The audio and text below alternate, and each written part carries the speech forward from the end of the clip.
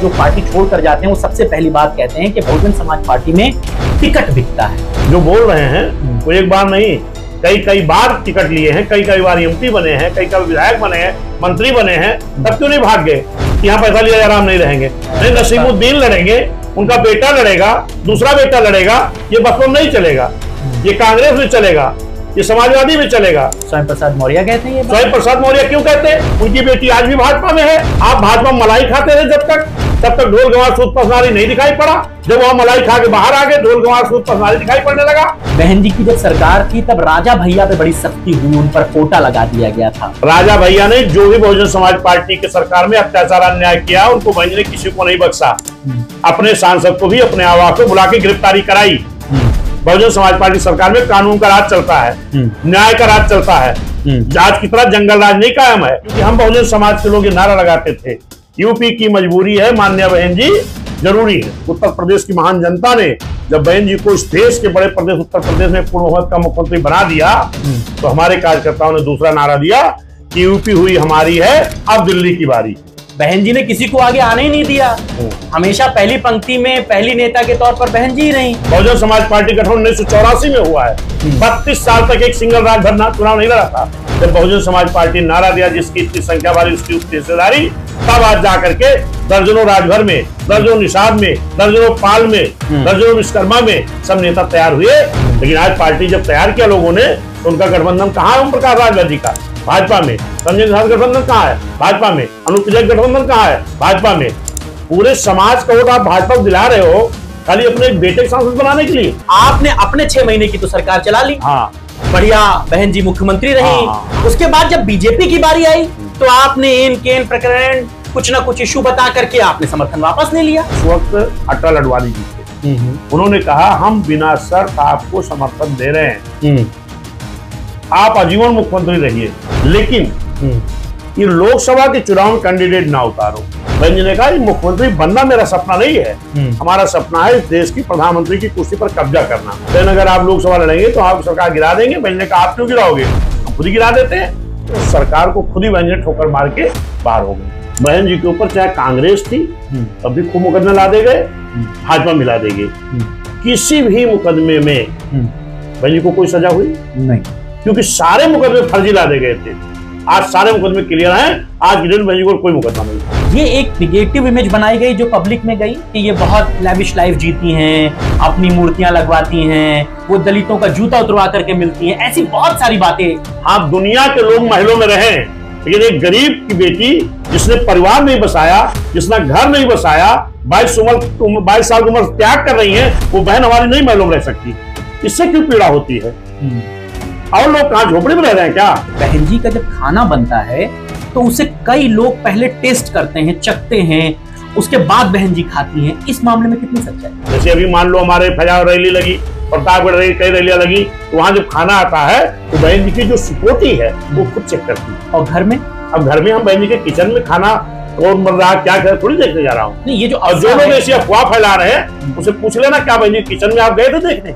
एक और जो अफवाह चलती कि उनके घर के कमरे में 27 लाख की खिड़की लगती है। कौन नेता झोपड़ी में रह रहा भाई? 27 लाख की लगी होगी? अरे 27 लाख की कौन कह रहा लगी है? मैं तो चाहता हूँ बहन जी और बड़ी कोठी में रहे, हम लोग और सीना चौड़ा होगा, उन लोग छाती और फाटेगी जो ये देख नहीं सकते। ये जो लोग कहते परिवार परिवार, बहन ने परिवार बसाया नहीं, परिवार की बात कहाँ से आ गई? बहन जी के 6 भाई हैं, कई बहनें हैं।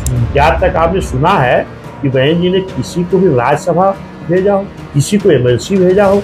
नहीं। अगर आकाश आनंद जी आए हैं तो बहन जी के भाई के लड़के हैं, उनको भी बहन जी ने राज्यसभा एमएलसी नहीं भेज दिया, उनको भी बहन जी ने संघर्ष करने के लिए छोड़ा है। जाओ इस बहुजन मूवमेंट में संघर्ष करो, अगर संघर्ष करके आप बहुजन समाज पार्टी खड़े करोगे तब आप मेरे चाहते। तो चंद्रशेखर रावण को कोई कॉम्पिटिटर आप मानते हैं? कुछ नहीं। बहन जी क्या साथ के नेताओं पे थोड़ा भरोसा कम कर पाती हैं? कोई भी थोड़ा सा दाएं बाएं होता है फौरन उसको पार्टी से निकाल दिया जाता है। अशोक सिद्धार्थ, आकाश आनंद के ससुर, बहन जी ने उनको खड़ा किया, राज्यसभा भेजा, एमएलसी बनाया। जिसको एमएलसी बनाया हो, राज्यसभा बनाया हो, तो क्या मतलब आप अनुशासनहीनता करोगे? आपको इतना कुछ मिलने के बाद तो और आपको धैर्यवान हो जाना चाहिए। ये बीएसपी बहुजन समाज पार्टी रूपी नर्सरी है, इंतजार करिएगा आने वाले 27 तक जो भगोड़े गए हैं ना, इनसे बड़े बड़े नेता इस बहुजन समाज पार्टी रूपी नर्सरी में तैयार होकर आपको दिखाई पड़ेगा। अब मायावती का वो ऑरा जो था वो अब लोगों के दिलो दिमाग पे नहीं है। ये मीडिया को नहीं दिखता खाली। हाँ, आज मेरी इतनी मीटिंगें हो रही, एक भी चैनल दिखा रहा है। नमस्कार, स्वागत है आपका। आप देख रहे हैं क्रिएटिव विजन न्यूज का द अनकट पॉडकास्ट। आपके साथ मैं हूं शबा। आज मेरे साथ अनकट पॉडकास्ट में जो शख्सियत आपको फ्रेम में नजर आ रही है, उन पर बड़ा जिम्मा है 2027 के चुनावों में बहुजन समाज पार्टी की नैया को पार लगाने का। मेरे साथ बहुजन समाज पार्टी के प्रदेश अध्यक्ष विश्वनाथ पाल जी हैं। आप मायावती के खास लोगों में शुमार हैं। बहुजन समाज पार्टी का बड़ा दारोमदार आपके कंधों पर है। सर, बहुत शुक्रिया बहुत हमें अपना समय देने के लिए, बातचीत करने के लिए। शुक्रिया आपको। शुरुआत अपने पॉडकास्ट की आपके उस राजनीतिक अनुभव और राजनीतिक कामकाज से ही करेंगे। कैसे नेता बनने का शौक शुरू हुआ और कैसे विश्वनाथ पाल अपना सारा कारोबार छोड़कर, सारी चीजें छोड़कर बहुजन के मिशन में लग गए? देखिए, शुरुआत में क्योंकि हम शुरू से ही पढ़ाई करने के बाद अपने कारोबार में बिजी हो गए। हाँ।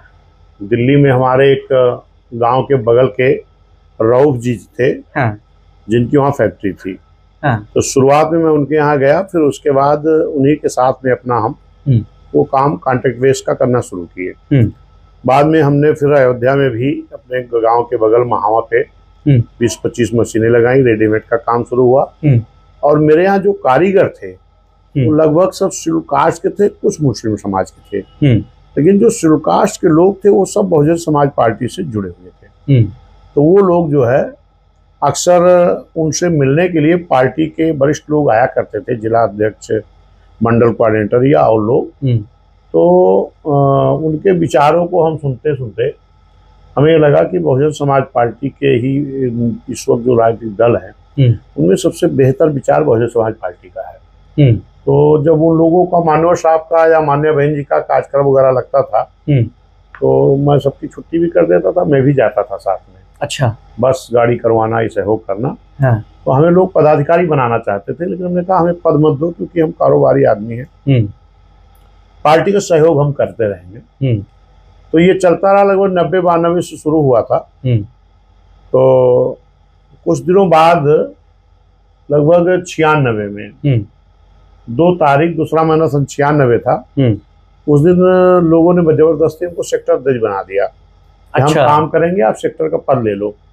तो हमने कहा यार पद लेंगे तो काम करना पड़ेगा, क्योंकि मैं अपनी जिंदगी में जो भी काम किया हूँ उस काम को बड़ी तन्मयता से और मन लगा करता हूँ। उसमें कोई चूक नहीं करता हूँ उस काम में। अच्छा। फिर जब मैं इधर आया, सेक्टर अध्यक्ष हुआ, तो मैं बराबर काम करता रहा। फिर माननीय बहन जी मंडल समीक्षा बैठक ली और बहन जी के संपर्क में आया, तो बहन जी ने मुझे जिले का उपाध्यक्ष बना दिया।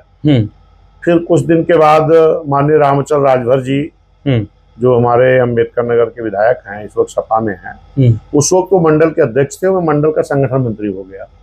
फिर कुछ दिनों बाद भाईचारे में हो गया। फिर 2008 का चुनाव हो रहा था, तो राजस्थान प्रदेश में बहन जी ने भेजा हमको, उधर काम किए। फिर इधर 2007 में, क्योंकि बाकी पूरी कहानी बहुत लंबी हो जाएगी, शॉर्टकट में आपको बता रहा हूँ कि 2007 के चुनाव में भाईचारा का संगठन बना था। तो मैं पहले सामान्य सीटों पर काम किया, फिर सुरक्षित सीटों पे इधर लगभग 8-9 मंडलों में मैंने यूपी में काम किया। और उसका रिजल्ट भी बहुत अच्छा रहा कि लगभग 2007 में हमारी 85 सीटों में लगभग मुझे लगता 65 सीट के आसपास अकेले बीएसपी सुरक्षित सीटें जीती थी। उसमें हमारे सभी लोग लगे थे, क्योंकि उस वक्त 2007 में हमारे सभी कार्यकर्ता बहुजन समाज के, बूथ के, सेक्टर के, विधानसभा के सभी लोग एक जनता का गठबंधन तैयार करके बिना किसी दल के गठबंधन के बहुजन समाज पार्टी की फुल फ्लेश गवर्नमेंट बनाने के चक्कर में लगे थे।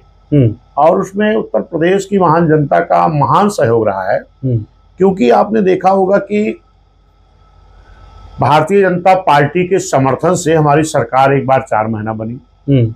और जब माननीय बहन जी ने बढ़िया काम शुरू किया तो वो हमारी सरकार जिन लोगों ने समर्थन देके बनाया था उन्हीं लोगों ने गिरा दिया। फिर उन लोगों ने 6 महीने की सरकार बनाई, फिर उन्होंने गिरा दिया। फिर एक बार उन्होंने समर्थन किया 16 महीने का, सरकार चली, फिर गिरा दिया। आज तमाम लोग हमारे विपक्षी कहते हैं कि बहुजन समाज पार्टी भारतीय जनता पार्टी से मिलकर सरकार बनाई है, लेकिन उनको ये नहीं पता है कि बहुजन समाज पार्टी कभी अपना समर्थन दे करके आज तक कभी भाजपा की सरकार नहीं बनवाई है। कभी भी भाजपा ने समर्थन दे के हमारी सरकार बनाई है, बहुजन समाज पार्टी की बनाई है। और मान्या बहन जी ने मुख्यमंत्री थी तो बहुजन समाज के हित में और बाबा साहब के संविधान के हिसाब से सरकार चलाई है, ना कि किसी समर्थन करने वाले के दबाव में। नहीं, ये बात आप कह रहे हैं बीजेपी के सपोर्ट से सरकारें बनी। वो तो इसलिए बीजेपी का कोई वो नहीं बन पाया क्योंकि शुरुआत की जो डील थी वो ये थी कि बहन जी पहले सीएम बनेंगी, उसके बाद दूसरी पार्टी का जो सपोर्टिव नेता है वो बनेगा। आपने अपनी सरकार तो चला ली, उसके बाद जब उनका मौका आया तो वो वही बात तो एलिगेशन लगाते हैं कि मौका परस्त है मायावती। नहीं, जब हमारा मौका आया तब उन्होंने अपना समर्थन 4 महीने वाली जब हुई थी इसमें कोई सौदा नहीं हुआ था, उन्होंने बिना शर्त समर्थन दिया था। दोबारा जब चली थी तो उसमें आपने सही कहा कि 6 महीना बहन मायावती जी मुख्यमंत्री रहेंगी, उन लोग कहना था बहन जी, और 6 महीना भाजपा का मुख्यमंत्री बनेगा। इस बात पे मान्या बहन जी मानो साहब हाँ किए, लेकिन उसमें यह था कि जो अध्यक्ष होगा वो कोई दखलंदाजी नहीं करेगा। 6 महीना तो बहन जी सरकार चलाई, उसके बाद जो अध्यक्ष था वो भाजपा का था, फिर वो दखलंदाजी करने लगा। ऐसे नहीं बहन जी अलग हो गई, फिर बहन जी अलग हुई और फिर उसपे बहन जी ने कहा भी कि हमारा समर्थन आपने किया, हमने बहुजन समाज के हिसाब से संविधान के हिसाब से सरकार चलाई, हम अपना समर्थन दे करके हम आपके हिसाब से सरकार चलाने नहीं देंगे। और बहुजन समाज पार्टी जब मानवर साहब थे, सोधी मानवर साहब थे, एक बार रजत शर्मा जी की जनता की अदालत आप देखते होंगे, उस जनता की अदालत में माननीय कांशीराम साहब बैठे थे। रजत शर्मा जी ने यही बात कही कि आप जिससे गठबंधन करते हो उसी के साथ धोखा देके बाहर हो जाते हो। मानवर कांशीराम साहब ने कहा था कि हम जिसका समर्थन लेते हैं तो हम बहुजन समाज के हित में काम करने के लिए लेते हैं, ना कि हमें कोई अच्छा कहे या बुरा कहे या धोखेबाज कहे। मगर सर सवाल, अगर हमारा हित है तो हम गठबंधन करेंगे, वरना नहीं। तो रजत शर्मा जी ने कहा कि आप जिस थाली में खाते हो उसे भी छेद कर देते हो। तो मानवर साहब ने कहा हम थाली में छेद ही नहीं करते, थाली फाड़कर फेंक देते हैं ताकि दोबारा नई थाली मिले। और मानवर साहब ये एक बैक टैग नहीं लगता है भाई? इसी बात को तो लेकर के बीजेपी आपको जब मौका मिला सरकार चलाने का, हम लोग इस टॉपिक पे बहुत पहले आ गए, खैर हम लोग दूसरे विषय पे बाद में जाएंगे, अब आपने छेड़ दिया है तो ये आपको मौका मिला बीजेपी के साथ सरकार चलाने का, आपने बीजेपी को सपोर्ट किया या बीजेपी ने आपको सपोर्ट किया, ये बात की बात है। आपने बात नहीं, हमने नहीं किया कभी, उन्होंने, बीजेपी ने आपको सपोर्ट किया। आपने अपने 6 महीने की तो सरकार चला ली, बढ़िया बहन जी मुख्यमंत्री रही, आपके सारे कद्दावर मिनिस्टर रहे। उसके बाद जब बीजेपी की बारी आई तो आपने इन केन प्रकरण कुछ ना कुछ इश्यू बता करके आपने समर्थन वापस ले लिया, सरकार नहीं बन पाई, गिर गई। उसके बाद क्या हुआ ये आपको पता है। तो सवाल इसी बात का है कि अगर बीजेपी ने आपके साथ कुछ चीजों के साथ कॉम्प्रोमाइज किया था तो आप भी तो कर सकते थे, सरकार चलाना था तो। नहीं, अगर हमने धोखा दिया तो फिर 16 महीने के लिए बनाने क्यों चले आए थे वो? उसके बाद 4 महीने चली, 6 महीने का आपस में हुआ कि हम चलेंगे वो चलेंगे। अगर हमारी गलती थी, हमने धोखा दिया था, तो फिर 16 महीने की सरकार हमारी बनवाने क्यों आ गए थे? क्योंकि उनके अंदर चालाकी ही रहती थी। जब 16 महीने चली तो उस वक्त भी चालाकी थी। आप 6 महीने वाले में धोखा खा गए थे ना, फिर दोस्ती करने क्यों आ गए? हम बुलाने थोड़ी ना गए थे। फिर आप इस चालाकी में आए थे। मानव साहब से कहा भाजपा के लोगों ने, उस वक्त अटल अडवाणी जी थे, उन्होंने कहा हम बिना शर्त आपको समर्थन दे रहे हैं, आप आजीवन मुख्यमंत्री रहिए। इस बात पर मानवर कांशीराम साहब ने कहा कि इतनी बड़ी मेहरबानी भाजपा की क्यों है कि जो हमें आजीवन मुख्यमंत्री बनाने की बात कर रहे हैं। तो उन्होंने कहा कि मान्या बहन जी से कि आप सरकार बनाओ, मेहरबानी क्यों है ये बाद में पता लगेगा। उसी के 16 महीना बाद लोकसभा का चुनाव था। एक ही दिन माननीय अडवाणी जी, माननीय अटल जी ने मान्या बहन जी को बुलाया। माननीय बहन जी ने माननीय साहब से पूछा कि आज हमको माननीय अडवाणी जी ने, माननीय अटल जी ने बुलाया है, एक लोगों ने चाय पर और एक लोगों ने खाने पर दिल्ली में। तो माननीय साहब ने कहा फिर एक नई मेहरबानी, चलो जाओ देखो क्या होता है। जब वहां मान्या बहन जी गई तो माननीय अडवाणी जी ने कहा कि तुम आजीवन मुख्यमंत्री रहो, लेकिन ये लोकसभा के चुनाव में कैंडिडेट ना उतारो, किसी भी सीट पर 2-4 सीट लड़ा लो, अच्छा, बाकी आप न लड़ाओ और मुख्यमंत्री रहो। तो उसी पे माननीय बहन जी ने कहा कि ये बहुजन समाज पार्टी जो बनाया माननीय साहब ने और हमने, हमें मुख्यमंत्री बनने के लिए नहीं बनाया है। बाबा साहब की आप अक्सर तस्वीरें जब देखते हो तो एक हाथ में संविधान होता है, एक हाथ से इशारा करते हैं। बाबा साहब क्या इशारा कर रहे हैं? बड़ी मेहनत से हमने इस संविधान में आपको वोट का अधिकार दिया है। ए मेरे बहुजन समाज के लोगों, इस देश की प्रधानमंत्री की कुर्सी पर कब्जा करो ताकि मेरा बनाया हुआ संविधान ईमानदारी से लागू हो सके। तो बहन जी ने वो साथ छोड़ दिया, नहीं, आडवाणी जी से ताकि हमारा इस देश में हुकूमत बन सके। हाँ। और आप हमसे कह रहे हो कि 2-4 लोकसभा लड़ लो और मुख्यमंत्री बने रहो। बहन जी ने कहा मुख्यमंत्री बनना मेरा सपना नहीं है, हमारा सपना है इस देश की प्रधानमंत्री की कुर्सी पर कब्जा करना, और उसके लिए हमें लोकसभा सीटें जीत के आनी पड़ेगी। तुम लोकसभा लड़ेंगे क्यों नहीं? कहने अगर आप लोकसभा लड़ेंगे तो आप सरकार गिरा देंगे। बहन ने कहा आप क्यों गिराओगे, हम खुद ही गिरा देते हैं। उसके बाद बहन जी आकर के अपनी कैबिनेट बैठक बुलाई और सरकार को खुद ही बहन जी ठोकर मार के बाहर हो गई। अच्छा, उन्होंने इस बात के लिए कांशीराम जी से कोई बात नहीं की? नहीं, ये ऐसा नहीं, वो तो हुआ ही है। वो तो बात ही हुई होगी कि माननीय साहब इस तरह कह रहे थे, नहीं हम लोग तो इस देश की हुकूमत करने के लिए दल बनाए है ना कि एक प्रदेश का मुख्यमंत्री बनने के लिए। आप तो तमाम लोग एक सांसद है, मंत्री बनने के लिए दल बना के घूम रहे हैं। ये बहुजन समाज पार्टी नहीं है। मान्या बहन जी निस्वार्थ राजनीति करती हैं, बहुजन समाज के हित में करती हैं। अगर बहुजन समाज के हित के लिए चाहे जिस कुर्सी को ठोकर मारना पड़े, बहन जी उसमें देर नहीं करती हैं।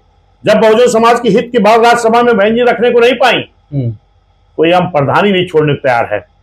या तो बाबा साहब ने सदन में अपनी बात नहीं रख पाए तो सदन छोड़ करके बाहर हो गए थे, या तो मान्या बहन जी जब अपने समाज की हित की बात को नहीं रख पाई, बहन जी ने कहा अगर अपने समाज की हित की बात को सदन में रखने मुझे नहीं दिया जा रहा, ऐसे सदन को मैं धिक्कार करती हूँ, बाहर आ गई थी बहन जी। मगर ये बात आपने कही और मुख्यमंत्री के कुर्सी से भी इस्तीफा दिया बहन जी ने। लेकिन अगर बहन जी की गलती होती तो उत्तर प्रदेश की महान जनता उसी 16 महीने सरकार बहन जी के इस्तीफा देने के बाद आम जनता ने सोचा उत्तर प्रदेश की, चाहे वो एससी हो, एसटी हो, ओबीसी हो, मुस्लिम हो, न्याय पसंद ब्राह्मण क्षत्रिय वैश्य समाज हो, इन लोगों ने सोचा यार बहन जी तो सरकार अच्छी चलाती थी, लेकिन समर्थन देने वाले लोग गिरा देते हैं कोई न कोई चालबाजी करके। अब हम लोग बहन जी को फुल फ्लैश गवर्नमेंट बनाएंगे बिना किसी गठबंधन के। उसी 16 वाली सरकार बहन जी के खुद छोड़ने के बाद उत्तर प्रदेश की महान जनता को मैं धन्यवाद देता हूं। उत्तर प्रदेश की जनता ने, सब समाज के लोगों ने एक जनता का गठबंधन तैयार किया बिना किसी दल के गठबंधन के। इस देश के बड़े प्रदेश उत्तर प्रदेश में मान्या बहन जी पूर्ण बहुमत की मुख्यमंत्री बनी 2007 से 12 वाले में। और जब 2007 में बहन जी मुख्यमंत्री बनी तो लोग ये भी क्वेश्चन, अगला क्वेश्चन आपका मैं बता रहा हूं क्या है। अगला क्वेश्चन है पूर्ण बहुमत सरकार बनी तो फिर बीएसपी कमजोर क्यों हुई? क्योंकि हम बहुजन समाज के लोग ये नारा लगाते थे यूपी की मजबूरी है, मान्या बहन जी जरूरी है। ये नारा लगाना शुरू किए थे जब बसपा बनी तब से। लेकिन जब उत्तर प्रदेश में मान्या बहन जी का नारा लगाते लगाते हमारे कार्यकर्ताओं ने, उत्तर प्रदेश की महान जनता ने जब बहन जी को इस देश के बड़े प्रदेश उत्तर प्रदेश में पूर्ण बहुमत का मुख्यमंत्री बना दिया तो हमारे कार्यकर्ताओं ने दूसरा नारा दिया कि यूपी हुई हमारी है, अब दिल्ली की बारी है। नारा बदल गया। और जब बदल गया तो जो लोग दिल्ली पर हुकूमत करते थे उन लोगों के चूल्हे हिलने लगे। ये बहुजन समाज के लोग जो नारा देते हैं वो पूरा करके दिखाते हैं। आज बहुजन समाज के लोग नारा दे रहे हैं, पहले नारा देते थे यूपी की मजबूरी है, बहन जी जरूरी है। आज बिना गठबंधन के किसी दल के ये लोग वो सरकार इस देश के बड़े प्रदेश बनाए हैं। और ये वो प्रदेश है जहां से प्रधानमंत्री का रास्ता दिल्ली के लिए जाता है, यूपी से चल करके जाता है। 2007 पूरी होने दीजिए बात। हाँ। और उसके बाद जब ये लगा उन लोगों को कि बहुजन समाज पार्टी अब दिल्ली कब्जा करेगी, तो उन लोगों ने एक साजिश के तहत जो SC ST OBC का मुस्लिम का गठबंधन बना था, इसको तोड़ने के लिए तमाम हमारे SC ST OBC मुस्लिम में छोटे छोटे दल तैयार कराए गए कि ये बसपा की जो एकता बनी है, जो मजबूती बनी, इसको तोड़ो। इसके पहले अगर आप गौर करोगे, बहुजन समाज पार्टी के पहले एक भी राजभर नेता का नाम नहीं बता सकते हो, एक भी प्रजापति नेता का नाम नहीं बता सकते हो, एक भी पाल समाज के नेता का नाम नहीं बता सकते हो। 90% बहुजन समाज पार्टी बनने के बाद OBC समाज के लोगों को इस बहुजन समाज पार्टी रूपी नस्ल से नेता तैयार किया गया था। लेकिन आज उनमें दल बना करके अलग करके बहुजन समाज पार्टी कमजोर करने की साजिश की गई, लेकिन आज वो समाज समझ गया है। लेकिन आप जो बात कह रहे हैं कि बसपा के रहते उस समय तक कोई गठबंधन नहीं बना, कोई दल नहीं बन पाया। हाँ। बहन जी ने किसी को आगे आने ही नहीं दिया, हमेशा पहली पंक्ति में पहली नेता के तौर पर बहन जी ही रही। तो जब बसपा में रहते हुए किसी राजभर को, किसी दूसरे जाति के व्यक्ति को अपनी इमेज बनाने का मौका नहीं मिलेगा, तो जब वो दल छोड़ेगा तभी तो बना पाएगा। हम क्या कह रहे हैं, हाँ। आप दूसरी बात नहीं सुने। हाँ। पूरे उत्तर प्रदेश की बात कर रहा हूं। बहुजन समाज पार्टी बनने के पहले एक सिंगल नेता ही नहीं था राजभर में, नाम नहीं बता सकते आप। तमाम दल तो थे। 1952 से पढ़ना शुरू हुआ है। बहुजन समाज पार्टी गठन 1984 में हुआ है। 32 साल तक एक सिंगल राजभर चुनाव नहीं लड़ा था। 32 साल तक एक प्रजापति नहीं लड़ा था। 32 साल तक एक पाल नहीं लड़ा था। 32 साल तक कोई नाई नेता नहीं था। 32 साल तक कोई विश्वकर्मा नेता नहीं था, कोई चौरसिया नेता नहीं था। ये बहुजन समाज पार्टी की देन है, जो आप कह रहे हो नेता नहीं बनाया। बहुजन समाज पार्टी की देन है कि ये OBC 52% जिनकी आबादी है, इनकी राजनीतिक भागीदारी मात्र 1.5 से 2% रहती थी BSP बनने के पहले। और BSP बनने के बाद में जब बहुजन समाज पार्टी नारा दिया जिसकी इतनी संख्या वाली उसकी उतनी हिस्सेदारी, तब आज जाकर के दर्जनों राजभर में, दर्जनों निषाद में, दर्जनों पाल में, दर्जनों विश्वकर्मा में सब नेता तैयार हुए। ये बहुजन समाज पार्टी की देन है। आप कह रहे बहुजन समाज पार्टी बढ़ने नहीं दिया। बहुजन समाज पार्टी पहले सिंगल नेता का नाम बता दो, प्रजापति में कौन था, नहीं बता पाओगे। बसपा आई, शिवचरण प्रजापति, जोगीलाल प्रजापति, जगदीश प्रजापति, लोकेश प्रजापति, राजभरों में रामचंद्र राजभर, सुखदेव राजभर, हमारे उधर एक सांसद थे राजभर, अनिल राजभर, पाल में ओम प्रकाश राजभर भूल गया, ओम प्रकाश राजभर जिलाध्यक्ष थे बनारस के, इनको भी इसने तैयार किया। और एक सांसद भी थे हमारे, कोई विद्यार्थी करके थे सलियमपुर के। और BSP में रामशंकर पाल, अयोध्या पाल, मथुरा पाल, सतीश पाल, शेख किशन लाल बघेल, अजीत पाल, राम अवतार पाल, राजू पाल, पूजा पाल, सब BSP ने तैयार किया। दयाराम पाल, भागवत पाल, आज फिर विश्वनाथ पाल, BSP ने तैयार किया। BSP ने पढ़ने नहीं दिया। BSP न आती तो कोई इनमें नेता न पैदा होता मेरे भैया। पूरा 52% हक खा करके लोग बैठे थे। धन्यवाद दो मानव साहब माने बहन जी को, जिन्होंने बहुजन समाज पार्टी बनाई थी, एक नारा दिया जिसकी इतनी संख्या भारी उसकी उतनी हिस्सेदारी। तब जिनको पहले भागीदारी मिलती थी उनको भी बसपा ने दिया, जिनको कभी नहीं मिली उनको भी भागीदारी दिया, उनको नेता बनाने का काम किया। वो कॉम्बिनेशन क्यों नहीं आगे एग्जीक्यूट हो पाया भाई? आपका 2007 वाला जो रिजिम था, जब आप 206 सीटें जीते, आपकी वोटिंग परसेंटेज तकरीबन 31% था। फिर अगला चुनाव 12 वाला हुआ, उसमें आप 80 सीटें जीते, आपका वोटिंग परसेंटेज घट गया 26% पे आ गया। फिर इसके बाद 17 वाला चुनाव हुआ, आप 19 सीटें जीते, आपका वोटिंग परसेंटेज और कम हो गया, आप 22% पे आ गए। फिर अभी जो 22 वाला चुनाव गुजरा है उसमें आप 12% पर आ गए। क्यों ऐसा हो रहा है कि जो वोटिंग परसेंटेज है वो लगातार आपका जो है वो गिरता जा रहा है? अगर हम OBC वर्ग को जगह दे रहे हैं, सारी चीजें दे रहे हैं, तो फिर बहन जी का वो ऑरा क्यों कम हो गया? इसका जवाब हम दे चुके हैं। आपके क्वेश्चन मेरा पूछने के पहले हमने आपसे क्या कहा कि जब हम 2007 में, इसके पहले हम नारा देते थे यूपी की मजबूरी है, बहन जी जरूरी है। फिर हम जब फुल फ्लैश गवर्नमेंट बनाए तो हमने नारा दिया यूपी हुई हमारी, अब दिल्ली की बारी है। तब दिल्ली में बैठे हुए लोगों के चूल्हे हिलने लगे। तब जिन हमने SC ST OBC और मुस्लिम समाज और न्याय पसंद ब्राह्मण क्षत्रिय वैश्य के गठबंधन के बल पर सरकार बनाई, इन लोगों में, दिल्ली के लोगों ने 7 के बाद ही ये सारे दल ज्यादा बने हैं जिनकी हमने एकता बनाई थी। इनमें अलग अलग दल बना करके इस बहुजन समाज पार्टी खत्म करने की साजिश की गई। उसके पहले ये दल नहीं थे जितने दल आप देख रहे हो। ये BSP ने जब नारा दिया दिल्ली की बारी है, तब ये दल बनाए गए, क्योंकि बहुजन समाज पार्टी के साथ जो राजभर, जो प्रजापति, जो कुर्मी, जो पटेल, जो पाल, जो निषाद जुड़ा था, किसी की हैसियत नहीं थी अलग कर पाए। इनको दल बनवाया गया, फिर उनसे बुलवाया गया कि आप जाके कहो कि हम किराए घर में नहीं रहेंगे, हम अपनी पार्टी में रहेंगे, झोपड़ी में चाहे रहें। लेकिन आज पार्टी जब तैयार किया लोगों ने, तो उनका गठबंधन कहाँ है? ओम प्रकाश राजभर जी का भाजपा में, संजय निषाद गठबंधन कहाँ है? भाजपा में। अनुप्रिया गठबंधन कहाँ है? भाजपा में। पूरे समाज का वोट आप भाजपा को दिला रहे हो खाली अपने एक बेटे के सांसद बनाने के लिए। जहां पर बसपा चार टिकट दे रही थी, वहां आपने माननीय ओम प्रकाश राजभर जी एक टिकट बेटे को मिल गया, पूरे समाज का राजभर का वोट भाजपा में जाएगा आपके बेटे के बदौलत। निषाद समाज पार्टी में एक टिकट मिलेगा, वो भी खाली उनका बेटा लड़ेगा। ओम प्रकाश का बेटा भी हारा, संजय निषाद का बेटा भी हारा, अनुप्रिया पटेल को भी खाली एक टिकट मिलेगा। आप लड़ोगी, हारते हारते जीती हैं। तो समाज समझ गया है कि आप अपने पार्टी जो समाज के लिए बनाए हो, अपने घर परिवार के लिए पूरे समाज को मत बेचो। या तो समाज के लिए भी कुछ मांगो, गठबंधन की खाली बेटे के लिए, खाली अपने लिए। ये समाज समझ गया है। ये समाज पुनः जिस बहुजन समाज पार्टी रूपी नर्सरी से नेता तैयार हुए, फिर वहीं वापस आएगा और फिर 27 में सरकार बनाएंगे। आप गठबंधन का जिक्र करते हैं, आप ये कहते हैं कि गठबंधन करने वाली पार्टियों ने धोखा दिया, बीजेपी ने आपको धोखा दिया। आपने गठबंधन तो सपा के साथ भी किया, हाँ, लोकसभा चुनाव भी साथ मिलकर लड़ा। उस लोकसभा चुनाव में उस समय तक आपकी पार्टी का कोई सांसद नहीं था, 10 सांसद आपके जीत गए।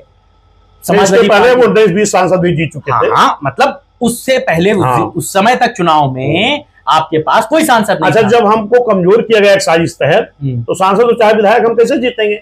लेकिन गठबंधन सपा का भी नहीं चल पाया। हम माननीय कांशीराम साहब बोला करते थे, उनकी कुछ भाषाओं को याद करिए, सर्च करिए गूगल पे। वो कहते थे किसी दल का गठबंधन हमारा जो होता है, तो हम बहुजन समाज के हित में करते हैं। अगर बहुजन समाज का हित हमारा सही चल रहा है तो हम गठबंधन जारी रखेंगे, वरना हम तोड़ देंगे। ऐसे कैसे हो सकता है कि सारी पॉलिटिकल पार्टी गलत हो और बहुजन समाज पार्टी सही हो? नहीं, हम कह रहे हैं हम सही नहीं। आपका भाजपा से गठबंधन नहीं चला, आपका सपा से गठबंधन नहीं चला, तमाम दूसरे छोटे दलों से गठबंधन नहीं चला, बिहार में ओवैसी से नहीं चला, सारी पॉलिटिकल पार्टियों से गठबंधन हम कर रहे हैं। फिर हम ये कहें कि दलितों का हित नहीं सध रहा इसलिए हम छोड़े दे रहे हैं, तो ये तो बात पच नहीं सकती है ना सर। जब हमने 92 में गठबंधन किया तो 67 सीट पाए। फिर हमने 92, 93, 94, 95, 96 में किया तो फिर 67 पाए। गौर करिएगा। फिर हम 2002 में गठबंधन नहीं किए तो 100 सीट पाए। 2007 में गठबंधन नहीं किए तो 206 पाए। फिर कहां हमारा है गठबंधन में? बिना गठबंधन में तो बिना गठबंधन के तो आखिर के चुनाव इधर के 3 बार क्या, तो हमने क्या कहा? जब बिना गठबंधन के हमने फुल सरकार ही बनाई है, तभी तो लोग चूल्हे हिरे, तभी तो हमारी एकता भंग करने के लिए जगह जगह दल तैयार किया गया। आज फिर वो समाज जो है वो जाग गया कि दल बना के मेरे साथ धोखा हो रहा। हम जहां बसपा से 5-5 चुनाव लड़ने पाते थे, अभी इस चुनाव लोकसभा में भी हमारे चौहान लड़े थे 4, पाल लड़े थे 3, लेकिन जो दल बना जिनकी बिरादरियों का, उनका टिकट मिला 1। समाज कहां बर्दाश्त करेगा? आप बर्दाश्त करो अपने बेटे के लिए, लेकिन समाज तो नहीं बर्दाश्त करेगा। समाज तो चाहता है जिसकी इतनी संख्या में उसकी इतनी भागीदारी, और भागीदारी दो। आपको लगता है समाज हमारे साथ आ रहा है? आपको ये लगता है कि अब मायावती का वो ऑरा जो था वो अब लोगों के दिलो दिमाग पे नहीं है, वो कहीं कंपटीशन में नहीं दिखती, इसलिए चुनाव में भी ये मीडिया को नहीं दिखता खाली। हाँ, आज मेरी इतनी मीटिंगें हो रही, एक भी चैनल दिखा रहा है? इतनी घटनाओं में जाना कोई दिखा रहा है? क्यों नहीं दिखा रहा है? अभी मैं 17 तारीख को देवीपाटन गया हूँ, डेली मेरी मीटिंगें हो रही, 500, 600, 700 आ रहे हैं। कहीं दिखाई पड़ रहा है किसी को? आपके कोई प्रवक्ता भी तो नहीं है? बसपा का कोई प्रवक्ता नहीं है जो मीडिया में जाए अपनी बात कहे? अरे मेरे भाई, आप विश्वनाथ पाल का ग्रुप है, उसमें सारी न्यूज डाली जाती है, तमाम लोग निकालते हैं। यूट्यूबर हमारे पा जाते हैं, मेन चैनल वाले नहीं पाते। क्यों? अभी 10 चैनल में दिखाऊंगा चल रही है, फिर और लोगों को क्यों नहीं मिल रही? ये भी एक साजिश मानते हैं आप? खुलेआम है। अगर हमें दिखाया जाएगा, अभी दिखाया गया कि माननीय बहन जी कोई प्रेस कॉन्फ्रेंस नहीं की, बहन जी कुछ नहीं किया। उसके बाद योगी बाबा का फोटो लगा दिया गया बहन जी का, कहा गया बीजेपी बीएसपी गठबंधन हो गया, मैं लाइव दिखा रहा हूं। इतनी गलत बात क्यों दिखा रहे हो भाई? ये दिखाओ ना, बसपा प्रदेश डेली 4 मीटिंग कर रहा, कोई दिखाता है? तो आपकी कोई बात कहने नहीं जाता, वही तो बात कह रहा हूँ। आप अपनी बात कहेंगे नहीं। नहीं, मैं कह रहा हूं, छोटा सा उदाहरण है, एक बच्चा जब तक रोता नहीं है तो माँ भी उसे दूध नहीं पिलाती। आप क्या कर रहे हैं ये जब तक आपके प्रवक्ता बताएंगे मेरे नहीं भाई, तो आपके जिले में पत्रकार नहीं है क्या? किस बड़े चैनल के जिले में नहीं है? और यूट्यूबर के तो हर जिले में है नहीं, उनको सबको 10 चैनल पे चल रहा, अभी दिखाऊंगा आपको। 10 चैनल पे चल रहा, ये मैं अभी आपको दिखाता हूं, लेकिन आपको नहीं मिल रही न्यूज, क्यों? और दूसरे दलों न्यूज मिल जाती है। अभी देखो आज की देखो, ये देखो, ये क्या चल रहा है? विश्वनाथ पाल, ये क्या चल रहा? बहराइच में आजाद समाज छोड़ के सैकड़ों की ज्वाइनिंग, ये क्या चल रहा? ये सारे न्यूज पे तो चल रहा, लेकिन बड़े चैनलों क्यों नहीं मिलता? इनके तो हर जिले में है, हर जिले पत्रकार होते हैं, हर ब्लॉक में होते हैं, और बसपा प्रतिनिधि मीटिंग करके चला रहा, इनको पता नहीं चल रहा। तो जो भाजपा के खिलाफ मोर्चा खोलना चाहिए बसपा को, आपको लगता है कि उसमें भी कहीं चूक रहती है? आप उतना एग्रेसिवली चीजों को कह नहीं पाते? सबसे ज्यादा बहुजन समाज पार्टी लड़ रही उनसे, बस खाली हमको दिखाया नहीं जा रहा। बहन जी के मामले में अच्छा एक चीज बताओ जी, जैसे जो भी चैनल होंगे, क्या उन चैनलों के ब्लॉक वाइज, तहसील वाइज या जिले वाइज उनके पत्रकार नहीं होते हैं? मैं समझ गया, वो मैं समझ गया जो बात आप कहना चाह रहे हैं। मेरा सवाल ये कहना नहीं, उसको क्लियर करिए। होते ही नहीं होते हैं? बिल्कुल होते हैं। तो मेरी न्यूज क्यों नहीं मिलती? कहां न्यूज ढूंढते हैं वो? एलायू जान जाती है, एलायू आ जाती है, दरोगा आ जाता है, इनको नहीं मिलती। मायावती की चुप्पी को लेकर के भी बड़े सवाल इसी बात को लेकर के उठते हैं। वो सिर्फ एक प्रेस कॉन्फ्रेंस कर देती हैं, प्रेस कॉन्फ्रेंस में भी वो अपनी बात कह करके वापस हो जाती हैं। ये भी एक बड़ा उनके ऊपर प्रश्न चिन्ह लगता है जनता से जुड़े मुद्दों को लेकर के। नहीं देखिए मान्य बहन जी, जब भी जो प्रेस कॉन्फ्रेंस उसको हम लोग बाद में देखेंगे, जो अपनी बात होती है उसको बहन जी कहती हैं, और जो उनसे सवाल होते हैं वो भी दिखाने का काम करती हैं। हाँ, बहन जी से जुड़े 2 इशू हैं जो बहुत चर्चाओं में रहे। हाँ, और उन चर्चाओं पर जनता जानना चाहती है। हाँ, उनमें एक है आय से अधिक संपत्ति का मामला, हाँ, साल 2000 वाला। उसको कैसे आप देखते हैं, जिसमें लगभग 17 करोड़ रुपए की हेराफेरी का जिक्र था? किसी भी मुकदमे में बहन जी के ऊपर, चाहे कांग्रेस थी तब भी खूब मुकदमे ला दे गए, भाजपा मिला देगी, किसी भी मुकदमे में बहन जी को कोई सजा हुई नहीं। क्यों नहीं हुई? क्योंकि सारे मुकदमे फर्जी ला दे गए थे। आज सारे मुकदमे क्लियर हैं, आज की डेट में बहन जी को कोई मुकदमा नहीं है। ताज कॉरिडोर वाला मामला कोई है ही नहीं। सच्चाई होती अगर, सच्चाई तो बहन जी को जेल जाना था, क्यों नहीं गई? फर्जी मुकदमे अगर बना के लादा जाएगा तो वो अपने आप खत्म हो जाएगा। न्यायालय में स्मारक वाला मामला था, ये तमाम चीजें आपको लगता है कि एक मिशन के तहत, साजिश के तहत बहन जी को बदनाम, बहुजन समाज पार्टी न बढ़ने पाए, बहुजन समाज पार्टी नेता को बदनाम करो, एक साजिश। अगर साजिश नहीं थी तो किस मुकदमे में बहन जी को जेल जाना पड़ा? बता दो कोई मुकदमा। अगर साजिश किसी के साथ करोगे तो उसका तो पर्दाफाश न्यायालय में हो ही जाएगा। हम न्यायालय को धन्यवाद देना चाहता हूं कि जो सरकारों के द्वारा मुकदमा लादा गया उसमें सब में मान्यवर जी को क्लीन चिट मिल चुकी है, सब क्लियर हो गए हैं, सब क्लियर हो गया, कोई कोर्ट में नहीं बचा हुआ है। अरे होता तो मालूम न पड़ता, आप लोग तो पता लग जाता, भले हमारी मीटिंग का पता ना लगे लेकिन ये तो पता लग जाता कितने मुकदमे लादे गए, कितने जेल हुई, इसमें सजा हुई बहन जी को। सच्चाई होती तो होता कि नहीं होता? ये खाली बहुजन समाज पार्टी की मसीहा मान्य बहन जी का परेशान करने की साजिश थी जो नाकाम हुई लोगों की। ये एक निगेटिव इमेज बनाई गई जो पब्लिक में गई कि ये बहुत लैविश लाइफ जीती हैं, अपनी मूर्तियां लगवाती हैं, बहुत मतलब बहन जी के लाइफ स्टाइल को लेकर के कि उनके घर में एक एक खिड़की 27 लाख की है, वो दलितों का जूता उतरवा करके मिलती हैं, ऐसी बहुत सारी बातें। हाँ, दुनिया के लोग महलों में रहे, लेकिन एक गरीब की बेटी जिसने परिवार नहीं बसाया, जिसने घर नहीं बसाया, 22 साल की उम्र त्याग कर रही है, वो बहन हमारी नहीं महलों में रह सकती। इससे क्यों पीड़ा होती है? और लोग कहां झोपड़ी में रह रहे हैं क्या? जितने नेता हैं वो झोपड़ी में रह रहे हैं, खाली बहन जी से पीड़ा है। हम लोग बहन जी को बहुजन समाज पार्टी की नेता मानते हैं, न्याय की देवी मानते हैं। अगर बहन जी नहीं होती हम लोग न्याय नहीं मिलता। आप अपने घर में अंदर तक जूता पहन चले जाते हो क्या? साफ सफाई भी कोई बुरी बात है? लोग सम्मान में बहन जी का सम्मान करते हैं, वो अलग बात है, बहन जी किसी उतारने थोड़ी कहते हैं। और रही बात की जो भी नेता हैं सारे लोग छप्पर में रह रहे हो तो बहन जी महलों में रह रही हो तो भाई बड़ा गलत काम हो रहा है।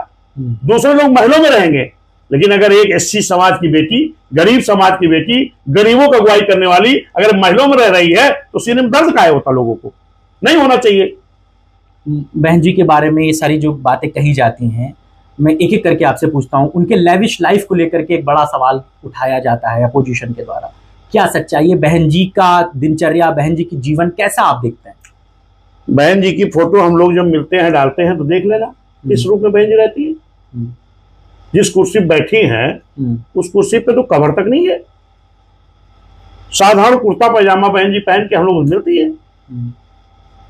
लेकिन अब ये कहो कि वो जाके मड़ैया में रहने लगे तो ये तो गलत सोच है लोगों की, उनकी मानसिकता से दर्शाती है कि गरीब समाज की बेटी इस तरह से खुशहाल ना रहे। एक सवाल और बहुत पूछा जाता है, वो ये है कि बहन जी का जब खाना बनता है तो उसे कई लोग पहले टेस्ट करते हैं, चखते हैं, उसके बाद बहन जी खाती हैं। इस मामले में कितनी सच्चाई है?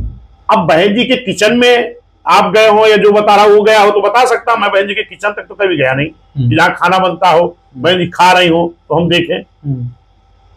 और रही बात कि जब बाहर बहन जी रैलियों मीटिंग में जाती हैं तो बहन जी का ही नहीं, किसी भी वीवीआईपी का जब खाना वहां आता है तो वो चेक किया जाता है। ये आपको जानकारी होना चाहिए, खाली बहन जी का नहीं। जैसे अभी मान लो हमारे फजाव रैली लगी, प्रतापगढ़ रैली, कई रैलियां लगी, तो वहां जब खाना आता है तो बहन जी की जो सिक्योरिटी है वो खुद चेक करती है। और घर में? अब घर में हम बहन जी के किचन में खाना कौन बन रहा क्या कर थोड़ी देखने जा रहा हूँ। नहीं, ये जो लोग ऐसी अफवाह फैला रहे हैं उसे पूछ लेना, क्या बहन जी किचन में आप गए थे देखने? बनावटी अफवाह फैलाना बंद करें लोग, अपनी गंदी मानसिकता का पर्दाफाश ना करें। बहन जी के किचन में कौन गया था भाई? कोई गया था जो बोल रहा? आप गए थे क्या? कभी गए थे? कभी नहीं। मैं यही बात आपसे जानना चाह रहा हूं। अफवाह जो फैला रहा है वो गया था क्या? मैं प्रदेश अध्यक्ष हूं, मैं बहन जी के जो ड्राइंग रूम है जहां मिलने देती है वहां मिल जाते हैं, लेकिन बहन जी का किस टाइम खाना बन रहा, क्या बन रहा, क्या बहन जी खा रही, ये हम तो आज तक नहीं देखे। अब आपके लोग जो कहते हैं वो पता नहीं कहां देख लेते। और ये वाली जो अफवाह, बनावटी अफवाह फैलाना बंद करें लोग। एक और जो अफवाह चलती कि उनके घर के कमरे में 27 लाख की खिड़की लगी थी। 27 लाख की खिड़कियां लगी, एक एक खिड़की की कीमत ऐसा मैंने वही कहा कि कितने की लड़की खिड़की है तो मुझे नहीं मालूम है, लेकिन कौन नेता झोपड़ी में रह रहा भाई? 27 लाख की लगी होगी। अरे 27 लाख की कौन कह रहा लगी है? कौन थर्मामीटर लेके गया था वहां? कौन सा आदमी गया थर्मामीटर लेकर के नापने के लिए 27 लाख खिड़की लगी है? हम वही तो कह रहे हैं, कौन से नेता हैं जो झोपड़ी में रह रहे हैं भाई महल छोड़ के? अगर हमारी बहन रह रही है, जो बहन हमारी दलितों के लिए पूरी जिंदगी गंवा दी, अपना परिवार नहीं बसाया, घर नहीं बसाया, 22 साल की उम्र से, जरा आप अपने समाज, कोई घर की बेटी 22 साल में समाज में निकल जाए, क्या झेलना पड़ेगा? तो धन्यवाद देता हूं माननीय बहन जी को जो इतना संघर्ष करके इस बहुजन समाज लड़ाई को लड़ रही है। मैं तो चाहता हूं बहन जी और बड़ी कोठी में रहें, हम लोग और सीना चौड़ा होगा, और उन लोग छाती और फाटेगी जो ये देख नहीं सकते। एक सवाल और चलता है कि मायावती जी ने कांशीराम जी को अंतिम समय में अपने परिवार वालों से नहीं मिलने दिया, उन्होंने पार्टी को हाईजैक कर लिया। ये सरासर गलत है। ये मामला कोर्ट तक गया था? ये बात कोर्ट तक नहीं, आपको सही जानकारी नहीं है। जो आपने कहा मायावती ने, बहन जी ने हाईजैक कर लिया, आपको जानकारी नहीं है। जो आपको बताते उनसे भी पता कर लेना। बानवर कांशीराम साहब अपने जीते जी मृत्यु के कई साल पहले इसी लखनऊ के लक्ष्मण मेला मैदान में खुलेआम लाखों की भीड़ में मानवर कांशीराम साहब ने कहा था ये बहुजन मूवमेंट है, मिशन है, इसको छत्रपति साहू जी लेके चले, फूले जी लेके चले, फिर बाबा साहब लेकर के चले। कोई जिंदा नहीं है और अब मैं लेके चल रहा हूं, मैं भी जिंदा नहीं रहूंगा। इस मिशन में कई उम्र खत्म हो जाएगी, लेकिन मुझे लग रहा है कि अब मेरे मिशन को मेरे ना रहने के बाद में बहन कुमारी मायावती जी लेकर के अच्छी तरह चल पाएंगी। इसलिए मैं आप सभी लोगों के सामने बहुजन समाज पार्टी का उत्तराधिकारी घोषित करता हूं। ये बात कहां से आ गई कि मैंने हाईजैक कर लिया?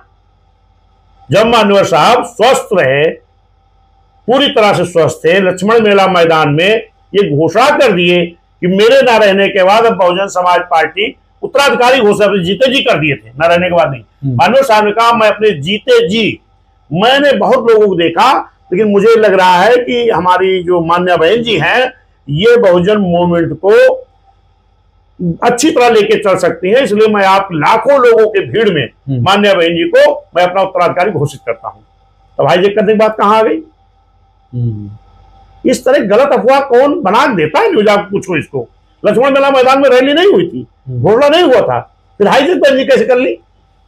अब जब वो बहन जी के बाद बसपा की कमान को सौंपा गया, आकाश आनंद को अगला उत्तराधिकारी बनाया गया, इसको आप कैसे देखते हैं? और क्या आकाश आनंद अपना काम कर पाने में पूरी तरीके से आजाद हैं?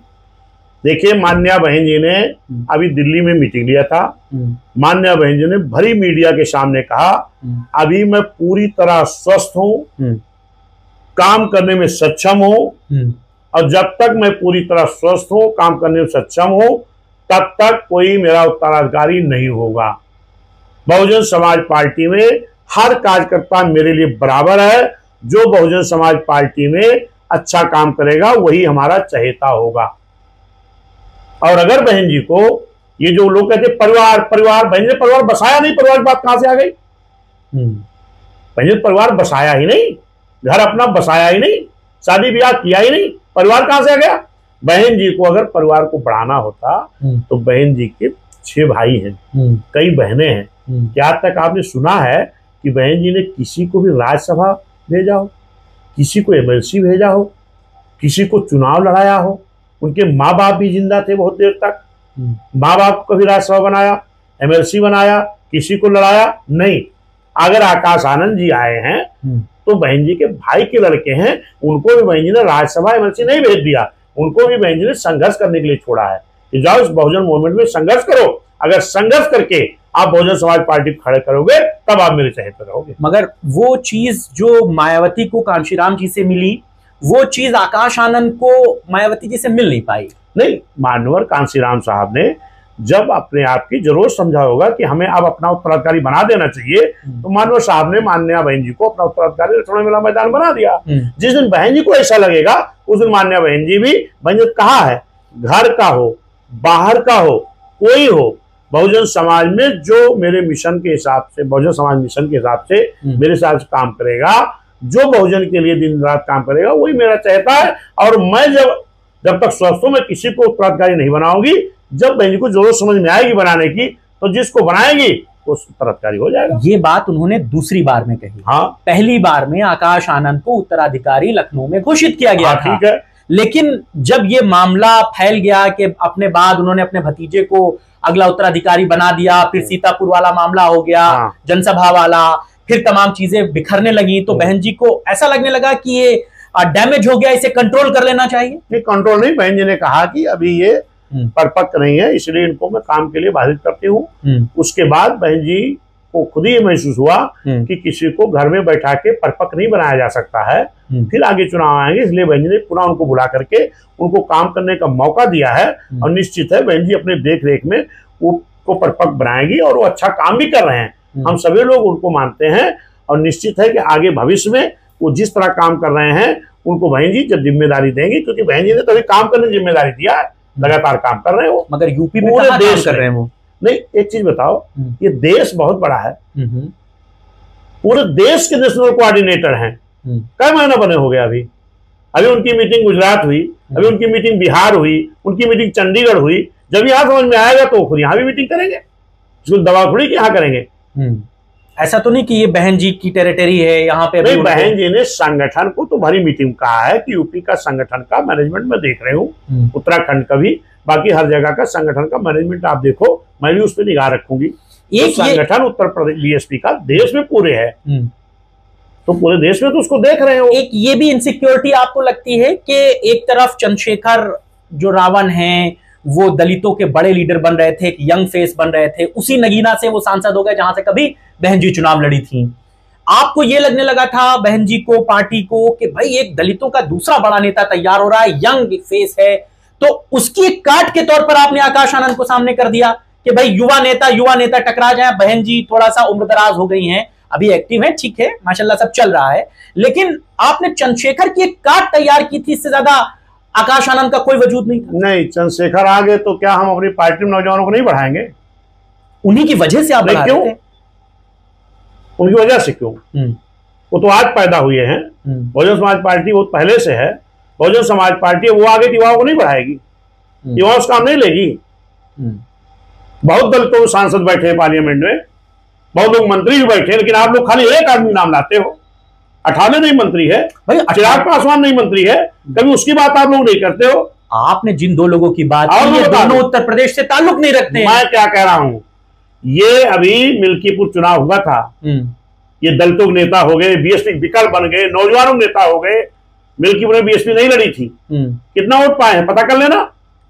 जब बीएसपी नहीं लड़ी तब तो इनको 25-30 हजार वोट पाई जाना था, कितना पाए? 5000 भी नहीं क्रॉस हुआ है। कहां विकल्प बनाए घूम रहे हो? कुंदरकी वगैरह में तो अच्छा पाए। अरे भाई कहीं का व्यक्तिगत बात छोड़ो, अभी लास्ट चुनाव जो हुआ है, कुंदरकी के उपचुनाव की बात मैं बता रहा हूं आपको।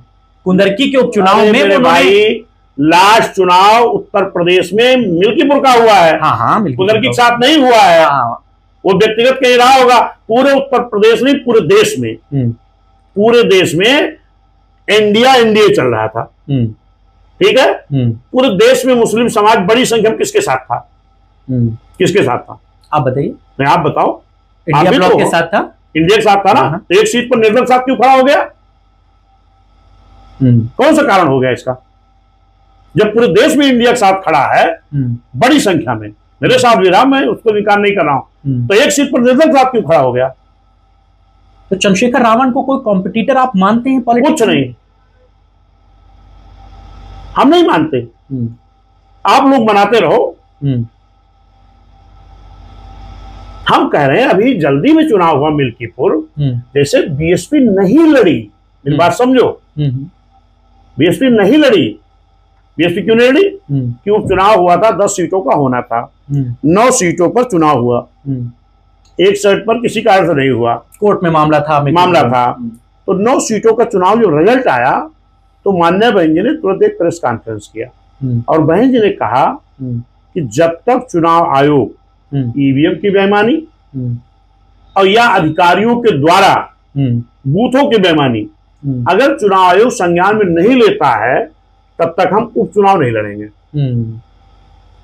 फिर इस सीट का हुआ, तो इस सीट पर अगर आप बहुजन समाज के विकल्प बन रहे हो, कभी भाजपा विकल्प बनने की बात नहीं किया, कभी सपा की बात नहीं किया, ये बहुजन सब विकल्प, सपा से गठबंधन करना चाहते हैं। जितने लोग आते सब बसपा विकल्प बनना चाहते हैं। कोई विकल्प बनाया हो बताओ, कोई भी दल आज तक बनाओ ये बता दे कि हम भाजपा विकल्प बनने आए हैं, सपा विकल्प, सब बीएसपी विकल्प बनने आते हैं। और उसके बाद कुछ दिन के बाद कहां नजर आते हैं ये आप जानते हो।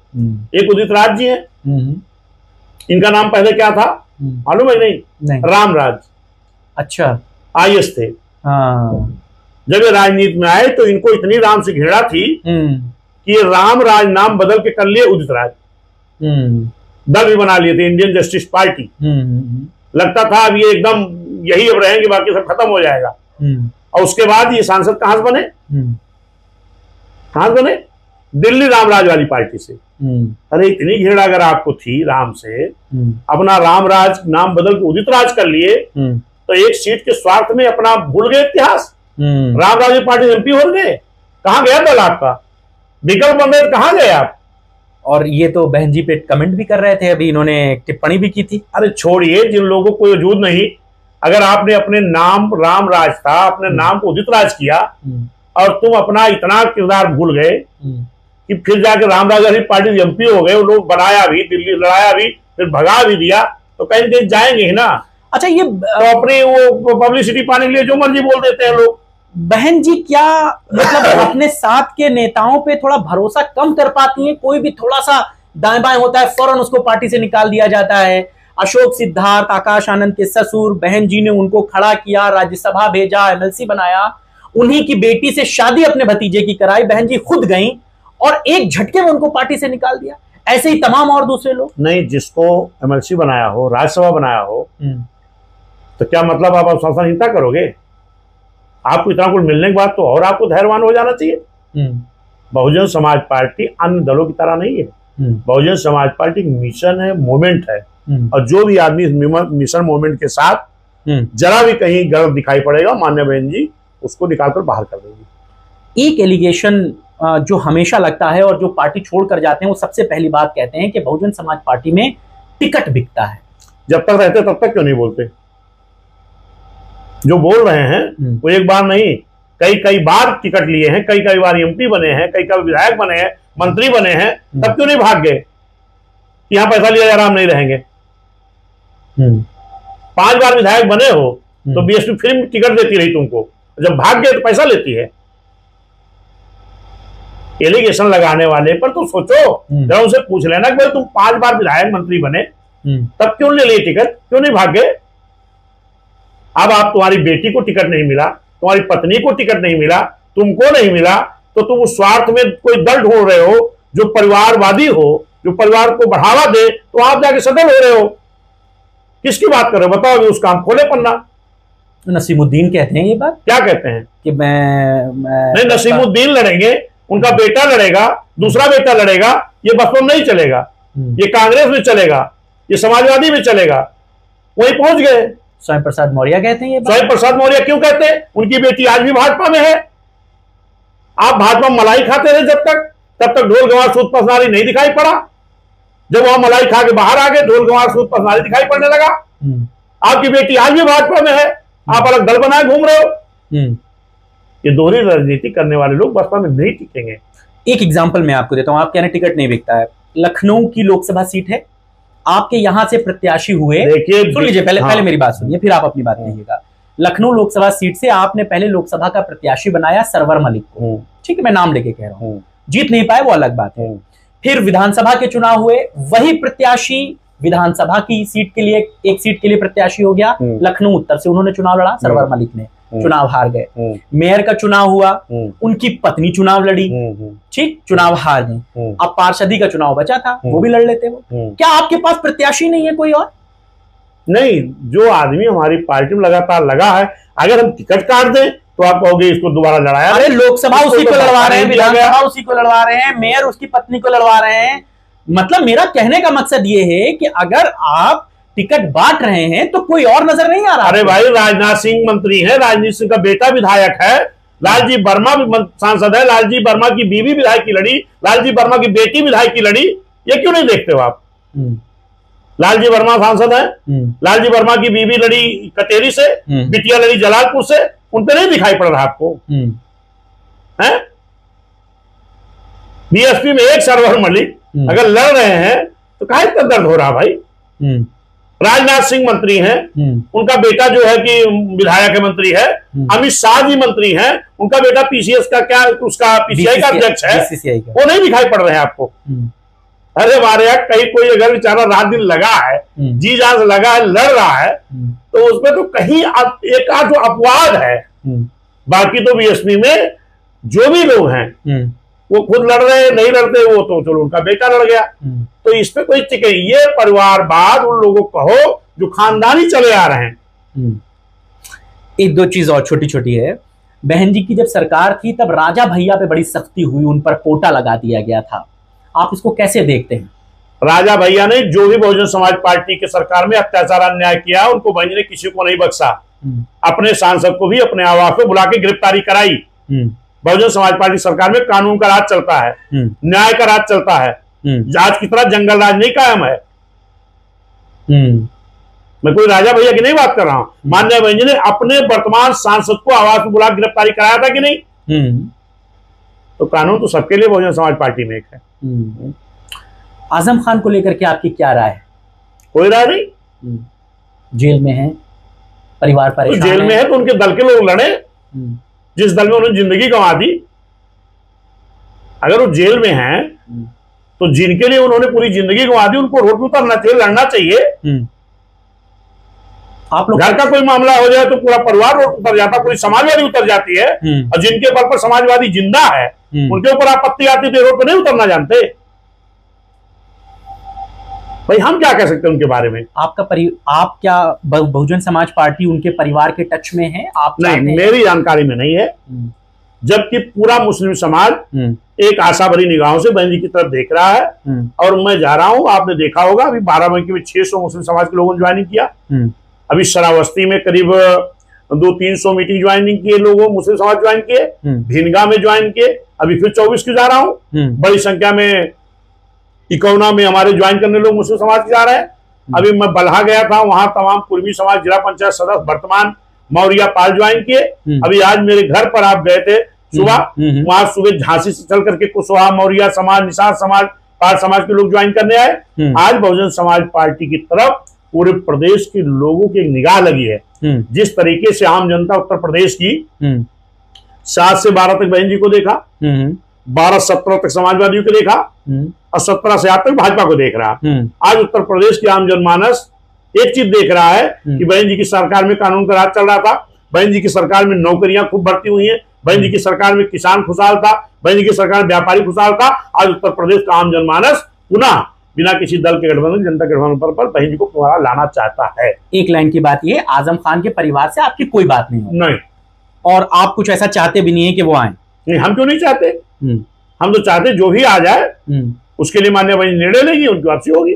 और ये लेकिन पूरा समाज आने के लिए आतुर है, मैं ये देख रहा हूं। मेरे समाज के लोग कह रहे हैं कि बहुजन समाज पार्टी की सरकार में चाहे वो मुस्लिम समाज हो, चाहे पिछड़ा समाज हो, चाहे SC/ST समाज हो, चाहे न्याय पसंद ब्राह्मण क्षत्रिय वैश्य समाज हो, उत्तर प्रदेश लोग कह रहे हैं बहन जी जैसा लाइन ऑर्डर की सरकार में नहीं है, बहन जी की सरकार जैसा नौजवानों को रोजगार नहीं मिला, बहन जी की सरकार में 5000 प्राथमिक विद्यालय बनाया जाता है अब आज की सरकार में, जबकि बहन जी की सरकार आज से 15 साल पहले थी। अगर 5000 प्राथमिक विद्यालय बनाने की जरूरत पड़ी तो आज तो और बच्चे बढ़ गए, आज तो और विद्यालय बनाने की जरूरत पड़नी चाहिए। आज 5000 विद्यालय खत्म करने की साजिश हो रही। बहन जी की सरकार में 5000 प्राथमिक शिक्षा विद्यालय, हजारों हाई स्कूल, हजारों inter college, ITI college, polytechnic college, engineering college, paramedical college, homeopathic college, यूनिवर्सिटियां बहन जी ने बना के दिखा दिया था खाली 6-7 महीने में। अब आज की सरकार 5000 विद्यालय बंद करने जा रही, साजिश कर रही बंद करने की। नौजवान पेपर देने जाता है, नौकरी पर्चा लीक हो जाता है, अगर धरना देने जाता है तो लाठियां चलती, जेल भेजा जाता। ये सरकार है। जो लोग पार्टी छोड़कर गए, क्या उनके लिए विकल्प खुले? स्वामी प्रसाद मौर्य, रामाचल राजभर, अगर ये कभी वापस आना चाहें, नसीमुद्दीन सिद्दीकी, तो आपको लगता है इन्हें पार्टी में लेना चाहिए? ये निर्णय मान्य बहन जी का। इन लोगों ने पार्टी क्यों छोड़ी? इन लोगों ने पार्टी को क्यों छोड़ा? अब ये तो वही बताएंगे। आपको क्या लगता है? नहीं छोड़ा कि निकाला गया, ये आप तय कीजिए। वो तो कहते हैं कि मैंने छोड़ा, आप कहते हैं उन्हें निकाला गया। वो कहते हैं मैंने पार्टी छोड़ी। तो छोड़ दिया तो जाने दो। क्यों छोड़ा इन लोगों ने? अब उन्हीं से पूछ लेना, मुझे क्या मालूम। मैं तो ये जानता हूं कि तुम्हारे समाज में कोई नेता नहीं था। अगर दर्जनों नेता तैयार है, बहुजन समाज पार्टी तैयार हुई और आप भी नेता नहीं थे। अगर आप इतना बड़ा नेता बनाया गया, जिस दल ने बनाया, अगर उसको धोखा देके छोड़ना है तो जाओ, फिर ये बहुजन समाज पार्टी रूपी नर्सरी में फिर हर समाज के तमाम नेता तैयार होंगे। हमारे पाल समाज बड़े बड़े नेता बने, छोड़ के चले गए। आज फिर बहन जी ने एक पाल समाज के बेटे को गांव से उठा करके उत्तर प्रदेश अध्यक्ष बनाकर फिर नेता तैयार करने का काम किया कि नहीं? ये BSP बहुजन समाज पार्टी रूपी नर्सरी है। इंतजार करिएगा, आने वाले 27 तक जो भगोड़े गए हैं ना, इनसे बड़े बड़े नेता इस बहुजन समाज पार्टी रूपी नर्सरी में तैयार होकर आपको दिखाई पड़ेंगे। हम लोग अपने पॉडकास्ट के अंतिम चरण में हैं। आपकी बहन जी से कब मुलाकात हुई थी? पहली मुलाकात याद है आपको? 96 के आसपास। हाँ, कहाँ हुई थी? क्या हुआ था एग्जैक्टली? मैं पार्टी में तो 90-92 से लगा था, लेकिन मैं काम करता था और मैं बहन जी के पास कभी जाने की सोचा नहीं। सेक्टर अध्यक्ष थे, लेकिन बहन जी अयोध्या में बूथ सेक्टर की समीक्षा बैठक करने गई थी बहन जी, गुलाबबाड़ी मैदान में। उसके बाद सर्किट हाउस में बहन जी रुकी थी। वहां हमारे कुछ लोग ले जा करके, माननीय रामकरण बाबू जी थे और लोग थे, हमको ले जाके बहन जी से मिलवाए कि बहन जी विश्वनाथ पाल है, बहुत एक्टिव है, जबकि मैं सेक्टर अध्यक्ष था। बहन जी देखते ही कहा कि भाई इसको उपाध्यक्ष बना दो। अच्छा। हाँ, मुझे बहन जी ने उपाध्यक्ष बना दिया। फिर रामचंद्र राजभर जी, जो माननीय रामचंद्र राजभर जी हमारे विधायक है सपा में, वो मंडल अध्यक्ष थे, तो मैं मंडल का संगठन मंत्री था। फिर मैं भाईचारा में काम किया। फिर राजस्थान प्रदेश में 2008 चुनाव हो रहा था, बहन जी वहाँ भेजी। फिर मैं वहाँ से आया तो प्रदेश में प्रभारी के रूप में लगभग आधे प्रदेश में मैंने काम किया। फिर इधर बहन जी का आशीर्वाद रहा, बहन जी ने मुझे अध्यक्ष बनाया। अध्यक्ष बने भी मुझे लगभग 2.5 साल के ऊपर होने जा रहा है। और माननीय बहन जी का आशीर्वाद है, जब से मैं अध्यक्ष बनाऊँ तब से मैं रात दिन चल करके बहुजन समाज पार्टी को मजबूत कर रहा हूँ, और जो हमने अपने कार्यकर्ताओं में जोश उत्साह इस वक्त देख रहे हैं, मैं उसी आधार पर बोल रहा हूँ कि जनता का गठबंधन एक तैयार होगा। इसी के बल पर बिना किसी दल के गठबंधन पर के 2007 तक पुनः बहन जी को मुख्यमंत्री बनाने का काम मैं करूँगा। आप खुद चुनाव अपने कार्यकर्ताओं के बल पर, अपने पदाधिकारी नहीं, मैं तो कभी सोचता भी नहीं हूँ। 7 वाली रिजिम में भी आपने कुछ मतलब भाई जो आदमी काम कर रहा होता है, जब सरकार आ जाती है वो तो चाहता है कि कम से कम एमएलसी बन जाए, किसी सदस्य नहीं, वो तो तमाम लोग रहे जो एमएलसी बने वो भी छोड़ के भाग गए, तमाम लोग नहीं बने वो भी छोड़ के भाग गए। आप क्यों नहीं बने? नहीं, हम कह रहे हैं आज भी बहन जी की सरकार बन जाए, माननीय बहन जी मुख्यमंत्री हो जाए, आज भी मैं कोई पद नहीं चाहता हूँ। एक चाहत है बहन जी मुख्यमंत्री बने, प्रदेश को न्याय मिले, प्रदेश का विकास हो, उसी में मेरा विकास है। नहीं, विश्वनाथ पाल की भी तो एक चाहत होगी, हर आदमी की चाहत होती है कि मैं मंत्री बनूं, संतरी बनूं, मुख्यमंत्री बनूं। चाहत होती तो अब तक कई दलों में कूद फान करके मैं भी बन गया होता, जो लोग कर रहे हैं। जिन लोगों को 2-2 बार एमएलसी बनाया गया, आज छोड़ के गए, वहां आयोग के सदस्य बने बैठे हैं, अपना सम्मान भी भूल गए। तमाम लोग यहाँ बड़े बड़े मंत्री रहे, आज वह सोचते आयोग को कोई मेंबर बन जाए। इतना बड़ा स्वार्थ नहीं होना चाहिए। मेरा तो सीधा सवाल है, मैं माननीय बहन जी को उत्तर प्रदेश का मुख्यमंत्री बनाना चाहता हूं, उसके लिए रात दिन मेहनत कर रहा हूं, और मेरा हर कार्यकर्ता मेहनत कर रहा, हर पदाधिकारी मेहनत कर रहा, बूथ का पदाधिकारी मेहनत कर रहा। इसलिए मुझे भरोसा है, अपने कार्यकर्ताओं पर भरोसा है कि फिर माननीय बहन जी मुख्यमंत्री बनेगी, फिर उत्तर प्रदेश का विकास होगा, उत्तर प्रदेश को न्याय मिलेगा, नौजवानों को रोजगार मिलेगा। बस उससे और मुझे पूरी संतुष्टि है। अब हम लोग बिल्कुल अंतिम चैप्टर में हैं। मैं कुछ नेताओं के नाम लूंगा, आपको उनको एक शब्द में क्लेरिफाई करना है कि आप उनके बारे में क्या सोचते हैं। नरेंद्र मोदी, कुछ नहीं सोचते। अमित शाह, वो भी एक उनके जोड़ीदार है, नेता है, मेरा कोई मतलब नहीं। योगी आदित्यनाथ, मुख्यमंत्री हैं, जबकि इनको तो एक मठ के मालिक थे, यहाँ आने की जरूरत नहीं थी, लेकिन अब हो सकता है कि कुर्सी के लालच रही हो, आए हों, तभी तो सरकार नहीं चलाई जा रही, जंगल राज कायम है। केशव प्रसाद मौर्य, तो वो भी अपने दल के नेता हैं, क्या बता दें उनके बारे में। आपके पुराने साथी ब्रजेश पाठक, बहुजन समाज पार्टी रूपी नर्सरी से तैयार हुए, भाजपा के आज जरूरत थी, उनके पास ज्यादा चेहरे बहुजन समाज पार्टी की नर्सरी से तैयार हुए मिलेंगे, उप मुख्यमंत्री है, बधाई। मुलायम सिंह यादव, पिछड़ों के अच्छे नेता रहे हैं, आज इस दुनिया में नहीं है, मैं उनके ऊपर कोई कमेंट नहीं करना चाहता। अखिलेश यादव, लड़ाई लड़ रहे हैं, नारा पीडीए का देते हैं, विकास किसी और का करते हैं। असदुद्दीन ओवैसी, देखिए वो भी अच्छे नेता हैं, समाज की लड़ाई लड़ रहे हैं, जहां उनका वर्चस्व है वहां अच्छी लड़ाई लड़ रहे हैं। मायावती, सबसे अच्छी नेता देश की। ओम प्रकाश राजभर, वो भी भटक रहे हैं, कहां कौन बुला ले वहीं पहुंच जाएंगे। मंत्रिमंडल में भाई को हमारे रहना चाहिए, बड़े भाई को रहते हैं, सपा सरकार के मंत्री रहे। तो मैं इसमें आगे बढ़ू, एक लाइन उनकी जोड़ दूं। वो बाबा साहेब की एक लाइन कोट करते हैं, वो ये कहते हैं कि बाबा साहेब कहते थे कि अगर तुमको किसी का उद्धार करना है तो तुमको सत्ता में रहना पड़ेगा, इसीलिए मैं सत्ता के साथ रहता हूं। नहीं, बाबा साहब ने कहा था अगर देश का उद्धार करना है तो बहुजन समाज को हुक्मरान बनना पड़ेगा, किसी के साथ रह के नहीं। बाबा साहब ने कहा था कि मेरा भारतीय संविधान मैंने बनाया है, अगर इस देश की हुकूमत करने वाले लोग ईमानदारी से मेरे बनाए हुए संविधान को लागू कर दे, पूरे देश की उन्नति हो जाए। आज तक इस देश में बाबा साहब संविधान पूरी ईमानदारी लागू नहीं हुआ, और इसीलिए बाबा साहब ने कहा था इस देश का हुक्मरान बहुजन समाज को बनना होगा ताकि मेरा बनाया हुआ संविधान लागू हो। उस काम पर बहुजन समाज पार्टी चल रही, मान्य बहन चल रही। ठीक। चंद्रशेखर रावण, कुछ नहीं। अनुप्रिया पटेल, अब वो तो सब वही है, कुर्सी कहां मिले। स्वामी प्रसाद मौर्य, बेटी भाजपा में खुद दल बनाए घूम रहे हैं, क्या बोलूं उनके बारे में। संजय निषाद, ये सब समाज के साथ तो कहा है, खुद कुर्सी बैठे हो, बाकी समाज लतियाया जा रहा है, उसके लिए कोई न्याय नहीं मिल रहा। सारे जो आरक्षण है SC ST OBC का, ये सरकारी विभाग में है, भाजपा सारे विभाग प्राइवेट करती जा रही, वो मलाई खा रहे, उनको याद नहीं आ रहा क्या हो रहा समाज साथ। परिवार को समय दे पाते हैं? देखिए, मेरे पत्नी है, 2 बेटे हैं, दोनों बेटियां हैं, और सब लोग पढ़ाई कर रहे हैं। जब से मैं अध्यक्ष बना हूं, जितना समय मैं आपको दे रहा हूं, आपके लखनऊ जिले को, उतने मैं दूसरे जिलों को, उतने फैजाबाद में, और उतने परिवार को। दोस्तों के साथ बैठ की हो पाती? दोस्त यार मिल पाते जहां जाते हैं वहीं हमारे बहुजन समाज के लोग मिलते हैं, वही सब हमारे दोस्त हैं। नहीं वो तो ठीक है, वो पॉलिटिकल पार्टी वाले दोस्त हैं। विश्वनाथ पाल के कुछ तो अपने जिगरी होंगे। कुछ दोस्त हैं तो वो लोग जब कभी घर जाते तो पता लगाए रहते, वो लोग आते, सुबह शाम मुलाकात हो जाती। ऐसा तो नहीं कि बड़े नेता बन गए, समय नहीं है यार अभी बाहर। मैं इसके लिए क्या करता हूँ कि अगर मुझे सुल्तानपुर जाना है, 12 बजे मीटिंग है, तो मैं घर से 8 बजे निकल जाता हूँ। अच्छा। रास्ता में अपने जो भी लोग मेरे होते हैं, चाहे पार्टी कार्यकर्ता हूँ, चाहे मेरे हित में जिनका घर रास्ते में पड़ता है, मैं उनके घर चाय पानी करते हुए निकल जाता हूँ, उनकी मुलाकात भी हो जाती, मीटिंग भी हो जाती। हाँ चलिए, हम लोग अपने पॉडकास्ट को अंत करेंगे। हमारे दर्शकों को चैनल सब्सक्राइब करने के लिए और हमारी आपकी बात सुनने के लिए एक बार आप मोटिवेट कर दीजिए।